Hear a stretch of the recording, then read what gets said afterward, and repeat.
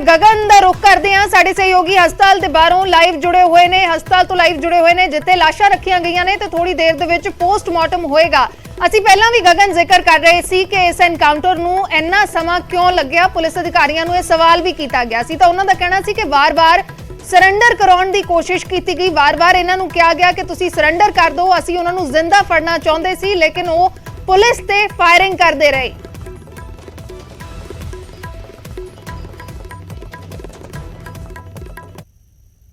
Police नूं जवाबी कार्रवाई जिहड़ी हैगी वो करनी पई और जवाबी कार्रवाई करते हुए दोवां नूं एनकाउंटर दे विच ढेर कर दिता पुलिस ने। जिहड़ा इन्हां दा लोकेशन सीगा वो अपने आप विच एक चैलेंज सीगा पुलिस दे लई। सरैंडर कराया जा सकदा सी या नहीं कराया जा सकदा सीगा, ये सवाल हालांकि हैगा है और सवाल जिहड़ा हैगा वो पुलिस नूं पुछया भी जा रहा है, प्रशासन नूं भी पुछया जा रहा है।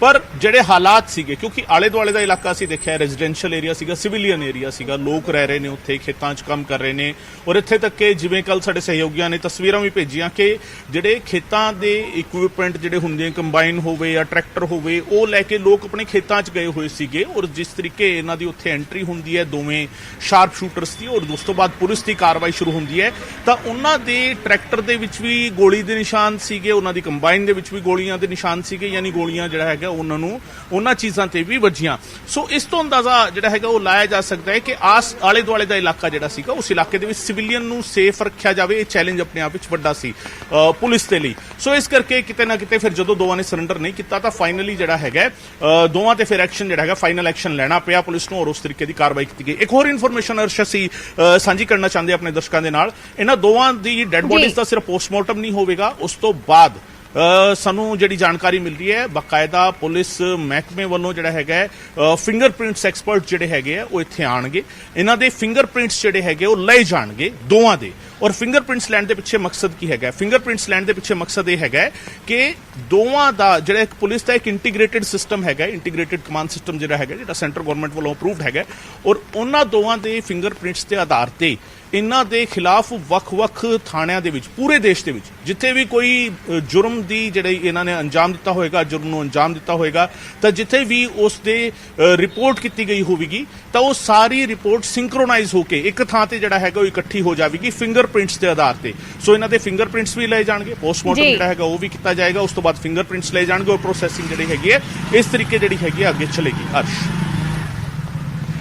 जी तो एक वड्डी जानकारी साडे सहयोगी दे रहे ने कि पोस्टमार्टम होएगा इन्हां दोवां शूटरां दा, लेकिन नाल ही फिंगरप्रिंट्स लए जाणगे। जिवें साडे सहयोगी जानकारी दे रहे ने कि इंटीग्रेटेड सिस्टम है पुलिस दा, जिस दे जरिए जिथे भी इन्हां दे उत्ते कोई मामला दर्ज है, जिथे भी इन्हां ने कोई क्राइम किया है, वो सारी इन्फॉर्मेशन एक जगह के उत्ते इकट्ठी हो जाएगी। तो लगातार न्यूज़ 18 पंजाब के उत्ते असीं हर एक जानकारी अपने दर्शकों के नाल सांझी कर रहे हैं।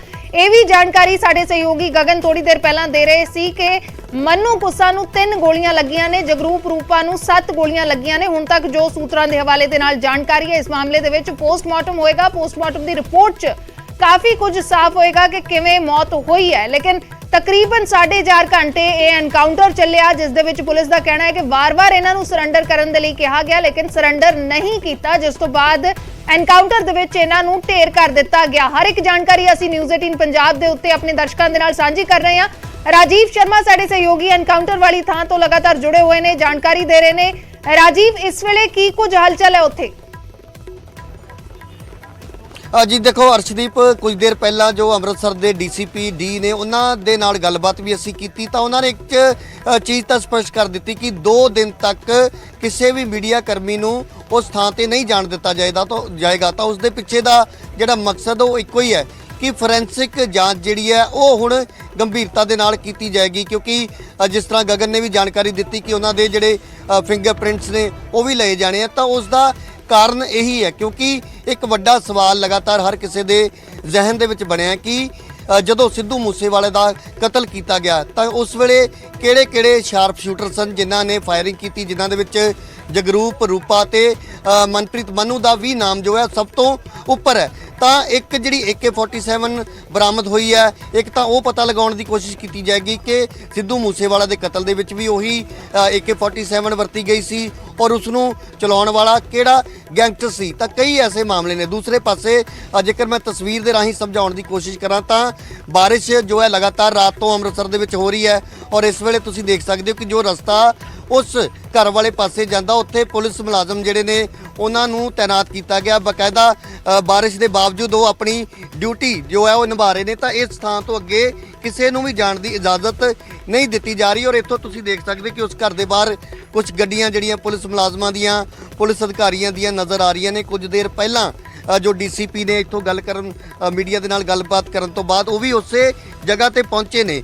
ਤਾਂ ਇੱਥੇ ਆਉਣ ਦਾ ਮਕਸਦ ਇੱਕੋ ਹੀ ਹੈ, ਕਿਉਂਕਿ ਇੱਕ ਤਾਂ ਉਹਨਾਂ ਦਾ ਕਹਿਣਾ ਕਿ ਬਹੁਤ ਸਾਰੇ ਜਿਹੜੇ ਖੋਲ ਨੇ, ਰਾਉਂਡ ਜਿਹੜੇ ਨੇ ਉਹ ਇਸ ਘਰ ਦੇ ਵਿੱਚ ਖਿਲਰੇ ਹੋਏ ਨੇ। ਉਹਨਾਂ ਦੇ ਵਿੱਚੋਂ ਇਹ ਪਤਾ ਲਗਾਉਣ ਦੀ ਕੋਸ਼ਿਸ਼ ਕੀਤੀ ਜਾਏਗੀ ਕਿ ਜਿਹੜੇ ਪੁਲਿਸ ਵੱਲੋਂ ਫਾਇਰ ਕੀਤੇ ਗਏ ਉਹ ਕਿੰਨੇ ਸੀ, ਔਰ ਜਿਹੜੇ ਗੈਂਗਸਟਰਾਂ ਵੱਲੋਂ ਫਾਇਰ ਕੀਤੇ ਗਏ ਉਹ ਕਿਹੜੇ-ਕਿਹੜੇ ਵੈਪਨ ਦਾ ਇਸਤੇਮਾਲ ਕੀਤਾ ਗਿਆ, ਕਿਉਂਕਿ 2 ਪਿਸਟਲ ਹੁਣ ਤੱਕ ਰਿਕਵਰ ਹੋਏ ਨੇ, ਇੱਕ AK-47। ਔਰ ਜਿਹੜੀ ਅਹਿਮ ਜਾਣਕਾਰੀ ਮੁਖਵਿੰਦਰ ਸਿੰਘ ਭੁੱਲਰ ਨੇ ਦਿੱਤੀ ਕਿ ਉਸ AK-47 ਦੇ ਵਿੱਚੋਂ ਜ਼ਿੰਦਾ ਜਿਹੜੇ ਕਾਰਤੂਸ ਨੇ ਉਹ 31 ਕਾਰਤੂਸ ਸੀ, ਔਰ ਬਸਟ ਮੋਡ ਦੇ ਉੱਪਰ ਉਹ AK-47 ਜਿਹੜੀ ਰਾਈਫਲ ਹੈ ਉਹ ਲੱਗੀ ਹੋਈ ਸੀ। ਯਾਨੀ ਕਿ ਗੈਂਗਸਟਰਾਂ ਨੂੰ ਪਤਾ ਸੀ ਕਿ ਬਹੁਤ ਜ਼ਿਆਦਾ ਪੁਲਿਸ ਜਿਹੜੀ ਆ ਉਹ ਇਸ ਵੇਲੇ ਬਾਹਰ ਮੌਜੂਦ ਹੈ। ਤਾਂ ਜਦੋਂ ਵੀ ਕੋਈ ਗੈਂਗਸਟਰ ਜਾਂ ਕੋਈ ਅੱਤਵਾਦੀ ਇਸ ਤਰੀਕੇ ਦੇ ਨਾਲ ਘਿਰ ਜਾਂਦਾ ਤਾਂ ਉਸ ਦੀ ਇੱਕੋ ਕੋਸ਼ਿਸ਼ ਹੁੰਦੀ ਹੈ ਕਿ ਪੁਲਿਸ ਦਾ ਜਾਂ ਫਿਰ ਆਸ-ਪਾਸ ਦੇ ਜਿਹੜੇ ਲੋਕ ਨੇ ਉਹਨਾਂ ਦਾ ਵੱਧ ਤੋਂ ਵੱਧ ਨੁਕਸਾਨ ਕੀਤਾ ਜਾਵੇ। ਤਾਂ ਉਸ ਬਸਟ ਮੋਡ ਤੇ ਉਸ ਰਾਈਫਲ ਨੂੰ ਲਾਉਣ ਦਾ ਇੱਕੋ ਕਾਰਨ ਸੀ ਕਿ ਜੇਕਰ ਇੱਕ ਬਸਟ ਟਿਕਾਣੇ ਤੇ ਲੱਗ ਜਾਂਦਾ ਤਾਂ ਜਿਹੜੇ ਪੰਜਾਬ ਪੁਲਿਸ ਦੇ ਕਮਾਂਡੋਜ਼ ਨੇ ਜਾਂ ਹੋਰ ਜਿਹੜੇ ਮੁਲਾਜ਼ਮ ਉਸ